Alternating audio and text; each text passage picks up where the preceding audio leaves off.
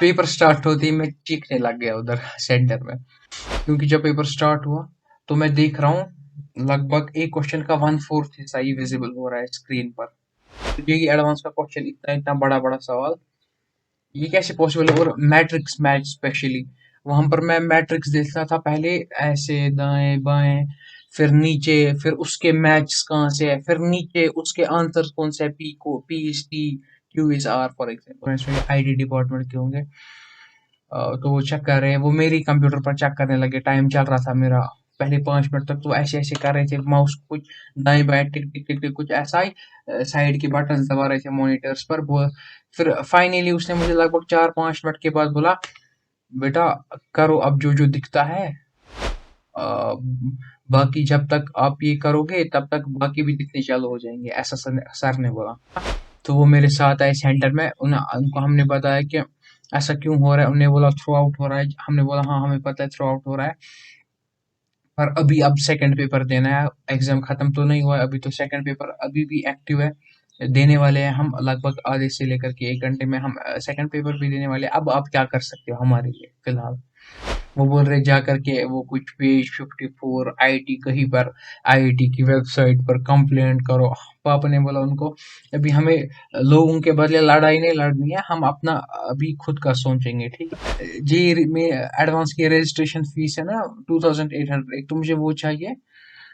और दूसरा, जो मैंने जी एडवांस की कोचिंग के लिए पैसे खर्च किए थे, जिस वजह से मैं अच्छे रैंक तक आ रहा था, पर आपकी वजह से पता ही नहीं शायद क्वालिफाई भी करूंगा कि नहीं करूंगा, तो वो भी मुझे वापस चाहिए।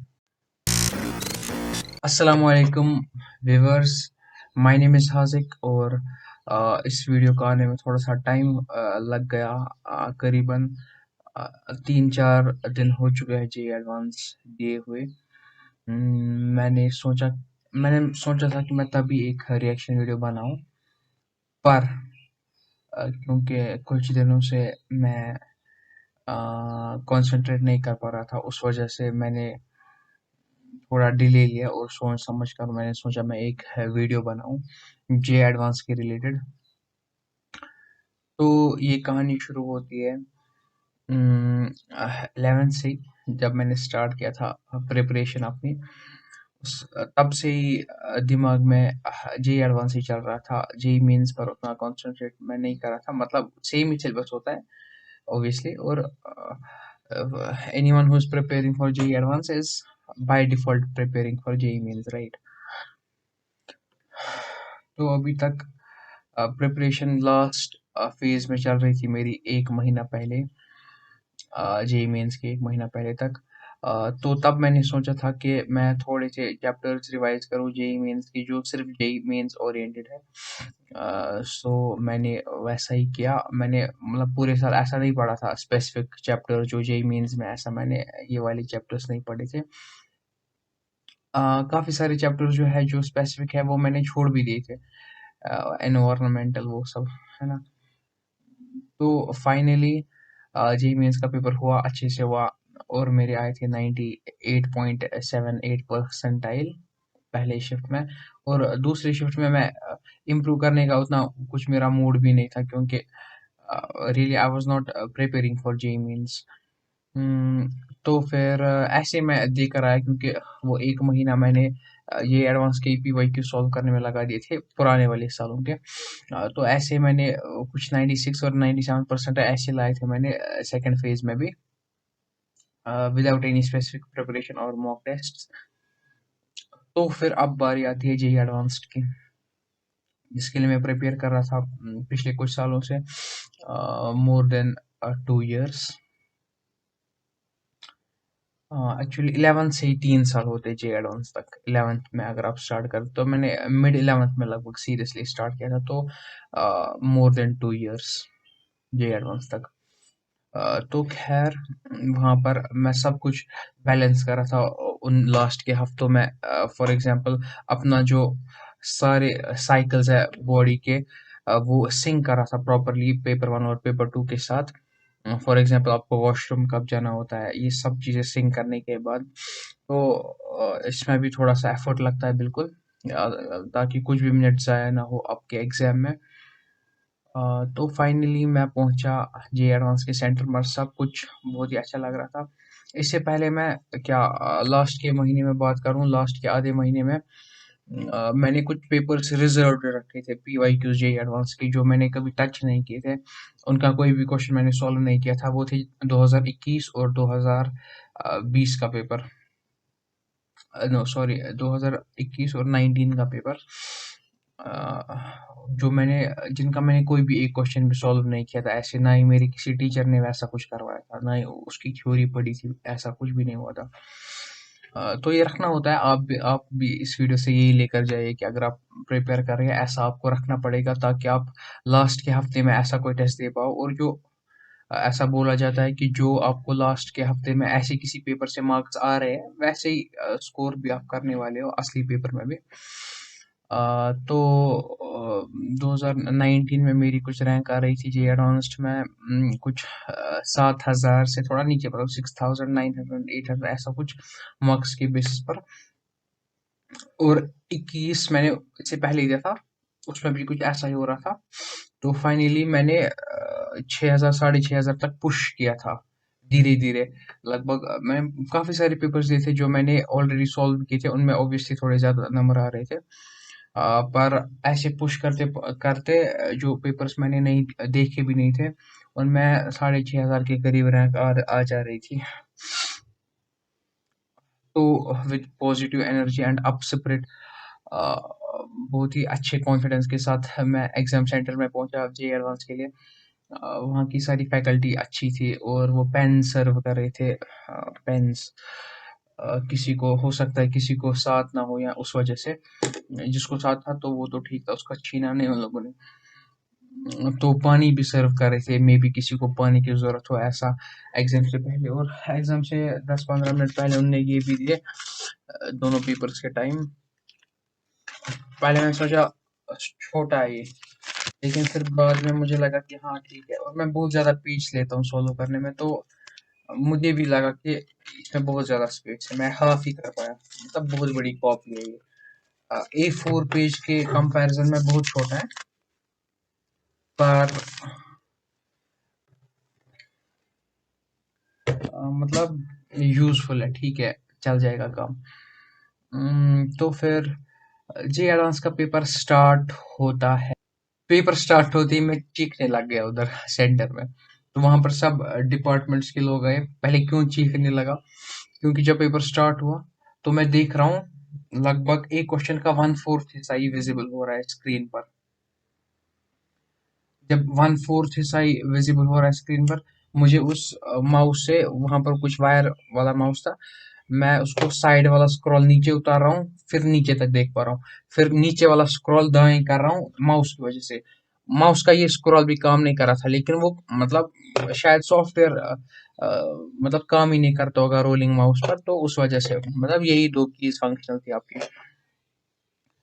तो ऐसे में कहाँ पॉसिबल था मैं नीचे तक स्क्रॉल करता फिर दाएं स्क्रॉल करता, और ये एडवांस का क्वेश्चन इतना इतना बड़ा बड़ा सवाल, ये कैसे पॉसिबल है। और मैट्रिक्स मैच स्पेशली, वहां पर मैं मैट्रिक्स देखता था पहले, ऐसे दाएं बाएं, फिर नीचे, फिर उसके मैच कहाँ से है, फिर नीचे उसके आंसर कौन से है, P is T, Q is R for example. तो उस वजह से पहले ही मैं वहां पर चिल्लाने लगा। मैंने ऑब्वियसली बच्चों को भी डिस्टर्ब कर दिया होगा, पर जरूरी भी था। मेरे साइड में जो एक लड़का था, उसका मैंने जल्द से चेक किया क्या इसको भी हो रहा है। मैं असल में कॉर्नर में था, मेरे साइड में एक ही बच्चा बैठा हुआ था। मैं देख रहा हूँ कि उसका पेपर तो बिल्कुल सही चल रहा था। उसका एक क्वेश्चन एक पेज पर, उसके 4 ऑप्शंस भी उधर ही दिख रहे थे। तो मैं ज्यादा परेशान हुआ। वहां पर कुछ सीनियर लोग आए, मतलब कुछ ओल्ड एज के लोग, ऐनक लगा कर आईटी डिपार्टमेंट के होंगे। तो वो चेक कर रहे हैं, वो मेरी कंप्यूटर पर चेक करने लगे। टाइम चल रहा था मेरा, पहले 5 मिनट तक तो ऐसे ऐसे कर रहे थे माउस, कुछ दाएं बाएं टिक टिक टिक टिक कुछ ऐसा ही साइड के बटन दबा रहे थे मॉनिटर्स पर। वो फिर फाइनली उसने मुझे लगभग 4-5 मिनट के बाद बोला, बेटा करो अब जो जो दिखता है, अ, बाकी जब तक आप ये करोगे तब तक बाकी भी दिखने चालू हो जाएंगे, ऐसा सर ने बोला जे एडवांस के सेंटर पर।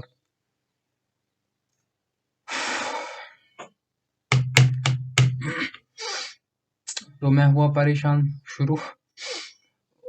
मेरे दिमाग में चल रहा था मैं खड़ा होकर पहले इस कंप्यूटर को ही तोड़ दूंगा, इस मॉनिटर को, फिर निकलूंगा सेंटर से। बीच में ऐसा भी लगना चालू हो गया कि ऑब्वियसली ये इतना बड़ा एग्जाम है, डेफिनेटली ये री एग्जाम होगा इसका, क्योंकि ये तो दिख ही नहीं रहा है। काफी सारे बच्चों का, मेरे साइड वाले का नहीं हो रहा था, पर काफी सारे बच्चे कंप्लेंट्स कर रही थी।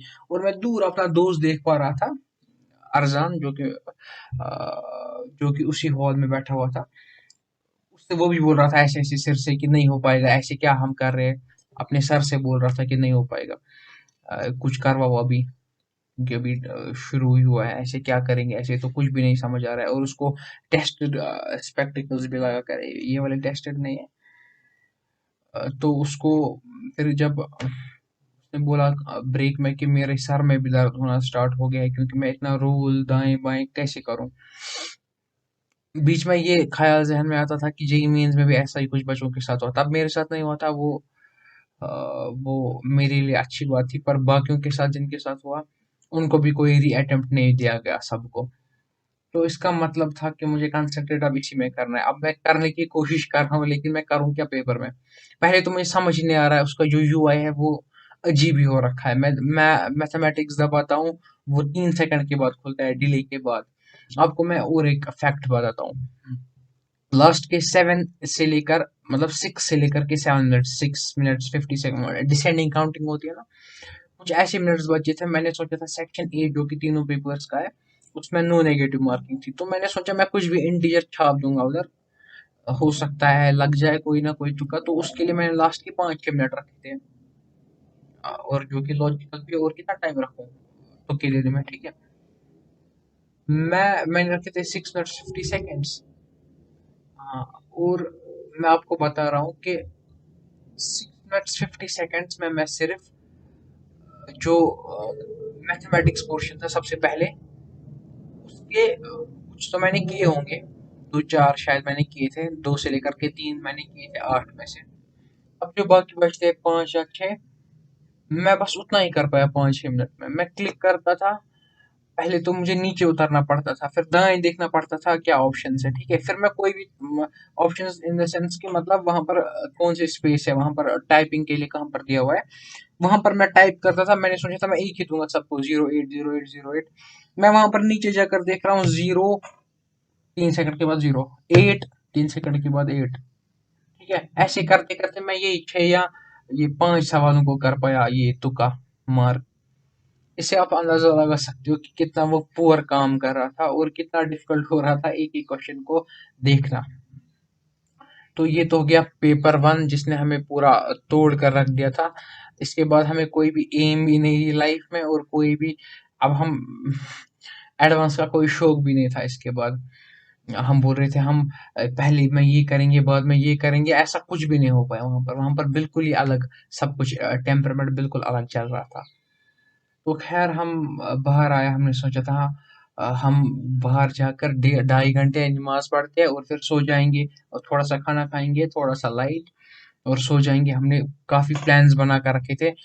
वहां पर हम डायरेक्ट गए, मैंने पापा को ऐसा ऐसा बोला, तो वो मेरे साथ आए सेंटर में। उनको हमने बताया कि ऐसा क्यों हो रहा है। उन्होंने बोला थ्रू आउट हो रहा है। हमने बोला हाँ हमें पता है थ्रू आउट हो रहा है, पर अभी अब सेकंड पेपर देना है, एग्जाम खत्म तो नहीं हुआ है अभी, तो सेकंड पेपर अभी भी एक्टिव है, देने वाले हैं हम लगभग आधे से लेकर के 1 घंटे में हम सेकंड पेपर भी देने वाले हैं। अब आप क्या कर सकते हो हमारे लिए फिलहाल।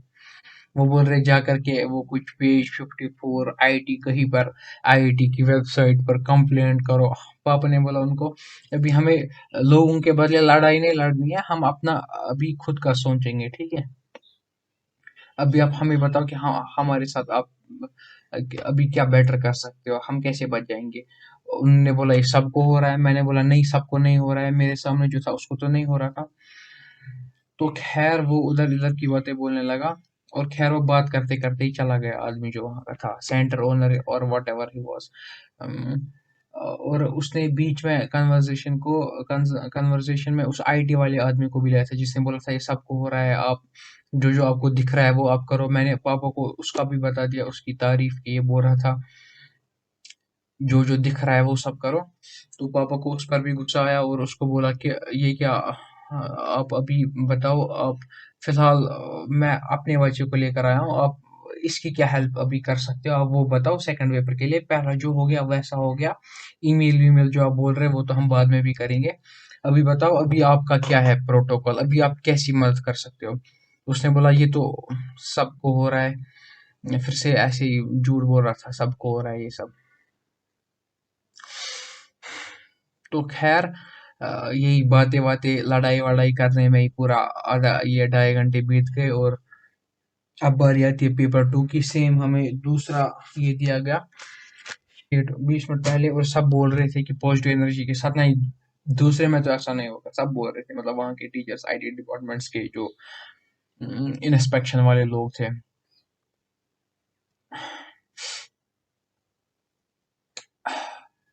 तो मैं देख रहा हूँ वहां पर सेकंड पेपर में बिल्कुल वैसा ही था, जूम था।